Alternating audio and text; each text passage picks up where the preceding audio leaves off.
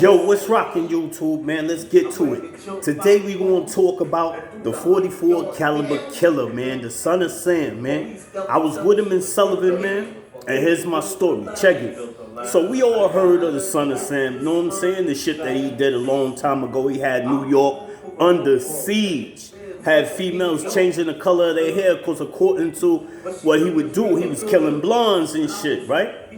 So I finally go to Sullivan and I get to see this dude. All right, you know what I'm saying? That's the son of Sam, the 44 caliber killer and all of that shit, right? So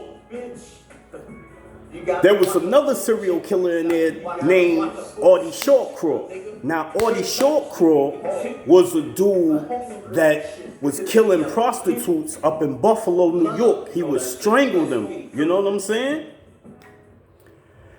And he would have sex with them when they was dead. You know what I'm saying? He was on some necrophilia shit, right?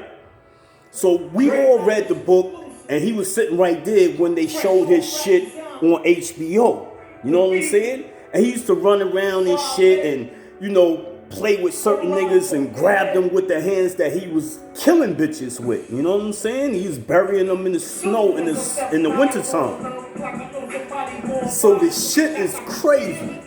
So this a time when like Felon Magazine and motherfucking Don Diva and all of these magazines is hot and they want to interview people.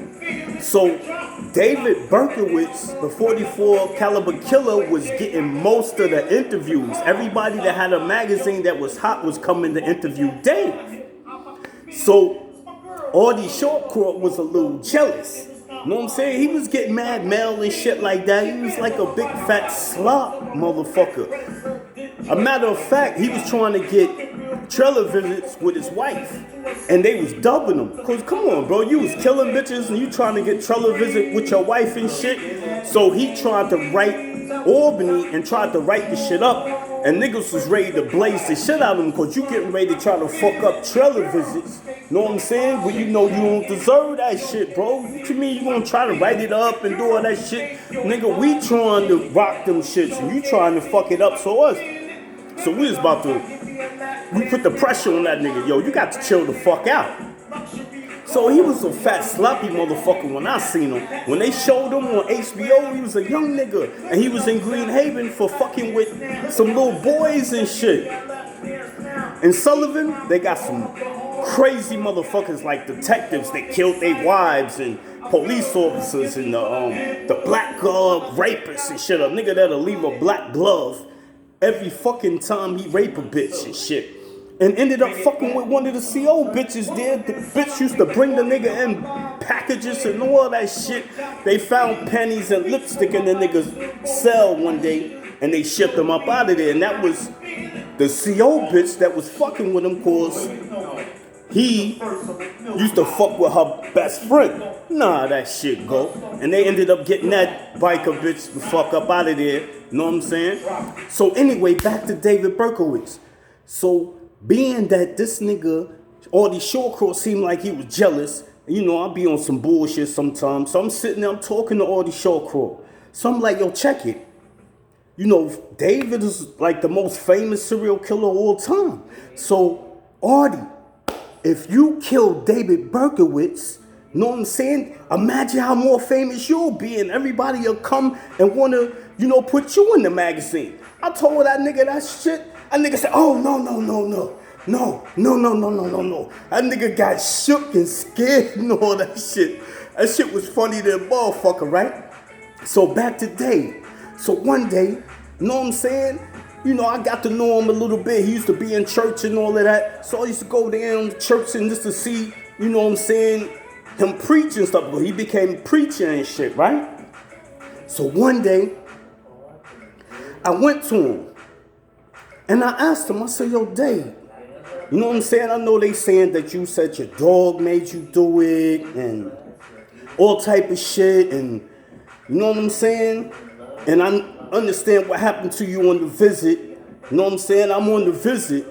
And Dave is on the visit. And somebody came to see him. And I'm sitting there and I see this lady keep looking at Dave. So she got up and shit, and I see her walk over there and shit, you know what I'm saying, nonchalant. And she smacked the shit out of David Berkowitz. Pow! Right? Right in the visit room. So, come to find out later that David killed somebody that was akin to her. And she saw this nigga on the visit, and she smacked the shit out of this nigga. You know what I'm saying? So that shit was crash. She said, BAM!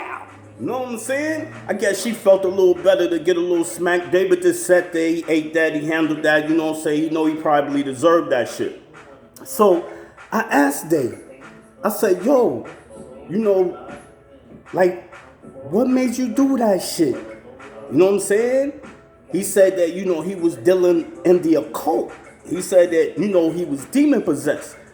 And he sat there and he told me, he said just like this, he said, when a demon enters a person, the demon immediately embarks on a plan for further demonic infestation. The demon will tempt the person to commit more sins that in turn allow other demons to enter. As the number of demons increased, they set out to dismantle the spiritual boundaries of the moral conscience. It's like a cancer spreading from one organ to the next. The demons actually bury themselves in the structure of the person and as far as possible. In addition to killing the spirit, they also seek to kill the spirit that gets you closer to God. Arrangement of evil spirits in a demonic system is like a military command. Each unclean spirit has jurisdictional responsibility over the emotion, spiritual, or personality, and as far as possible. You know what I'm saying? So I'm like, yo, Dave, yo, that's kind of deep. You know what I'm saying? You should teach that in when you go to church. You know what I'm saying? I said, matter of fact, yo, write that down for me, man. Because that's some wisdom right there. That's putting everything in a nutshell when you say that the demon actually buries himself in the structure of the person and becomes part of the person's personality and as far as possible. Meaning, like, if you're an angry person, you get a demon of anger or a demon of murder, you know what I'm saying? Or demons of suicide, different type of demons, you know what I'm saying? I was like, wow. So, you know, this dude, he went on to become a preacher, and my honest opinion, yo, he's totally, you know what I'm saying, turned around. I don't think he's playing no games or anything like that. I remember people used to always come from the outside, the churches and stuff, and they loved David. They would be like, yo, that's a female, her name was Imaya. She used to be like, oh, that's my boyfriend. She used to always call Dave her boyfriend, you know what I'm saying? So I used to be like, damn, you know, that shit is kind of deep, man. You know what I'm saying? But yeah, man. So that was my experience with David Berkowitz. You know what I'm saying? And you know, I'll be back with some more videos, man. Next thing we're gonna talk about Larry Davis, man. Ran into Larry Davis, man. That nigga was crazy, man. I won.